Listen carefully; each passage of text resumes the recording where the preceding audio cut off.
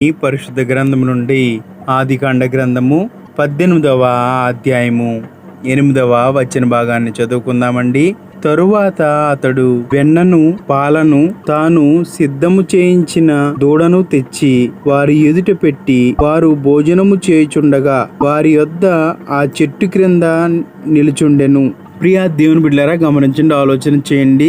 ఇక్కడ అబ్రహాము గారు ప్రతి కార్యాన్ని కూడా భక్తి శ్రద్ధలతో చేస్తున్నట్లుగా చూస్తున్నాము. అందుకేనండి ఆయన అనేక అద్భుతమైనటువంటి దీవెనలు, ఆశీర్వాదాలు, స్నేహితుడు అనేటువంటి గొప్ప ఆధిక్యతలు ఆయన పొందుకున్నాడు.